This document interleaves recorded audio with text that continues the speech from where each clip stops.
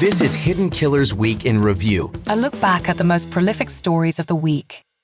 This is the Hidden Killers podcast with Tony Brueski. Featuring author, psychologist and daily contributor, Siobhan Scott. The Black Swan murder trial, it is getting underway. Ashley Benefield is her name. We've been talking about it on and off for the last year, but now she is going to court for the actual murder trial. If we rewind a little bit, we'll remember some court hearing dates where, well, the judge said, I don't believe your story of abuse. I don't think it has one centillia of truth to it. Well, they were in a custody battle, and lo and behold, shortly after that, her husband dies and is murdered by Ashley Benefield. She's saying it was self-defense.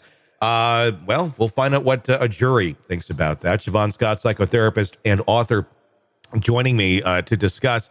This is a weird one, and it's an interesting one to talk about. You don't want to, and I'm not victim blaming here or anything of that nature, but you can't always just take somebody at their word. And it seems there's a lot of people that like to do that, want to do that. We're already seeing people marching outside of the courthouse here going, we believe her.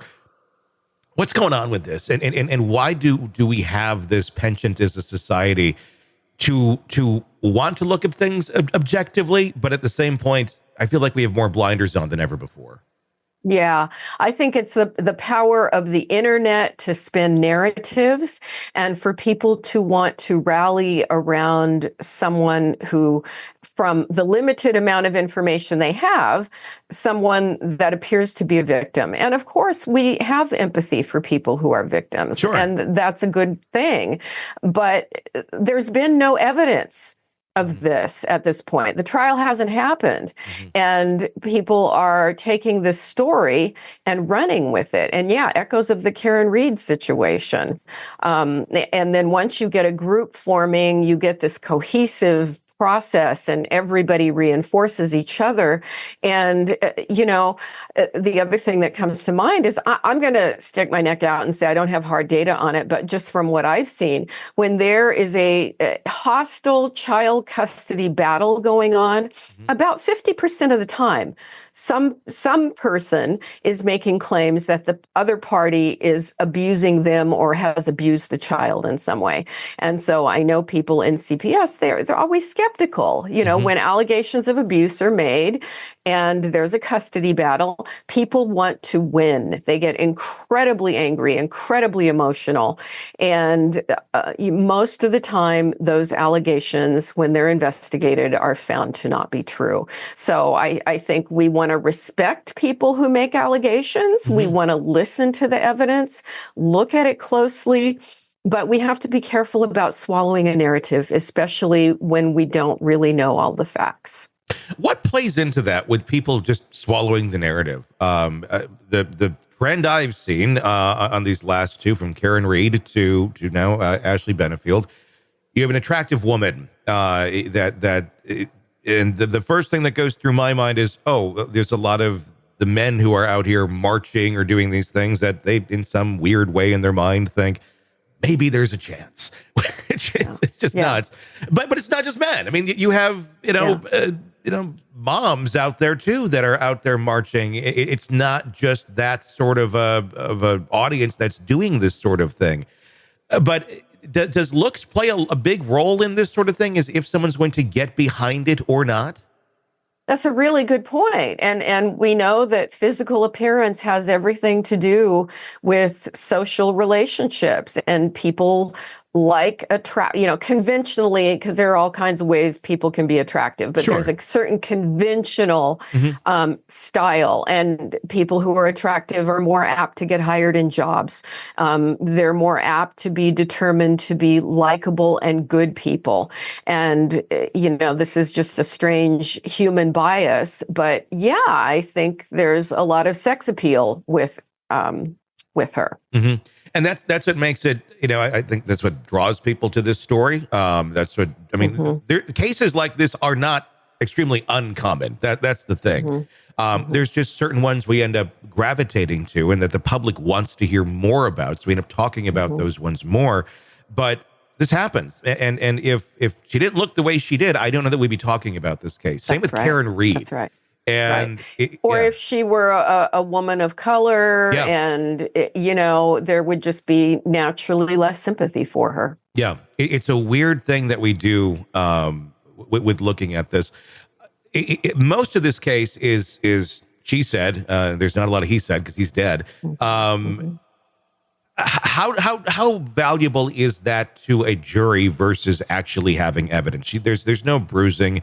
She has a little scratch on her side that there's an image of, but it looks like she could have gotten it from walking next to a box that she was packing.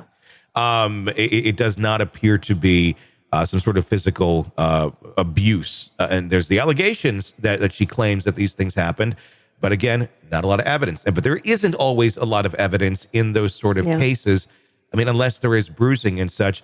So how do we make sure that we are getting reality here, getting the facts, and that we're not just dismissing this story in this case of what she has versus taking it seriously? Maybe there is some validity to this, but again, a lot of evidence.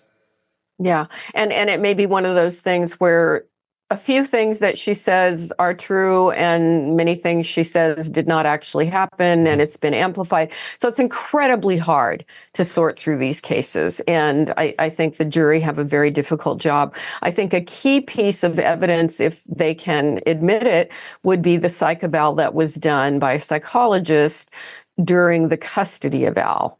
And I think that because you're going to have more in-depth personality testing, there's a lie scale built into the tests that I won't reveal how that's done because we're not supposed to reveal that. Sure. But it looks for people who are trying to give a favorable impression of themselves, and they're not telling the truth. And so if that, as I'm assuming it's usually done, if that kind of testing were done, it would be really helpful for the jury to hear that evidence. There was in an interview that she had done, I believe it was a police interview. It was rather bizarre to me for anyone who's been through some sort of traumatic event, like having a weapon pulled on you.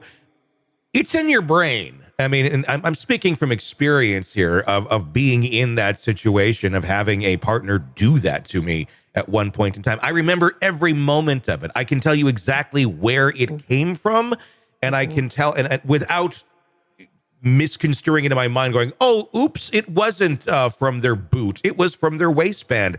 And that's exactly what she did. She initially tells the story that he took it from his waistband at one point in time, threatening her. And then, it was from his boot. And then they question her on that. Oh, sorry, it must have been the waistband then, because she had two contradicting statements. How often are people mixing that up? I know the mind can screw things up, but we're talking about a very pivotal moment in someone's life. Exactly. And that's one of the things in an interview that you look for. You ask the same question, but you phrase it differently and you ask it at different times. And if you get conflicting information rather than a consistent story, and people who are lying often forget what they said, you know, and they'll say something different. And that's kind of a red flag that they're manufacturing the tale. But something that extreme, I would think that if you're manufacturing the tale, that would be one of the aspects you'd at least have down. Like, it's surprisingly though how often people don't. They'll say one thing and it's almost like the story in their head shifts and they say something else and they go back and forth and bounce around. So yeah, if they were well rehearsed, you would think there would be more consistency, but often they screw up in that way. That's interesting. Where someone, if they're going to spin the tale, that they mess up on key details. I get, like, maybe like, well, the room was blue, but it was really purple or something. But maybe those things. But the actual moment of is there any validity to it, though? I guess would be the question. It's a moment of trauma, but it's a very precise one. It's not one where there's a ton of things going on at once and you're trying to remember the order in which something happened, like a 9/11, where it's like, well, what order did these things take place? Yeah. It's a weapon being drawn at you. Is that something that if you went through that, you would like or have any chance of screwing up in your mind when you're recalling that? It's always possible. It's always possible. And that's one of the things that's hard to sort out, is somebody just so upset and sort of cognitively impaired because they're so upset that they get the story wrong. It's always possible. Yeah. It's hard stuff to sort out. It really is. Yeah, I mean, without a doubt, it's going to be interesting to see. I'm reserving my complete judgment till this thing is up, and I think that's a fair thing to do because maybe this is all legit. But as of right now, the evidence doesn't necessarily point in her favor of it being very legit. But we'll have to see as this thing gets underway. Want to listen ad-free? Want advanced access to all of our interviews before anyone else? Become a True Crime Today Premium Plus subscriber on Apple Podcasts. You get every episode commercial-free. So you can binge on true crime until you can binge no more. Search True Crime Today Premium Plus on Apple Podcasts now, or go to our podcast page and sign up now. More of the Hidden Killers podcast next.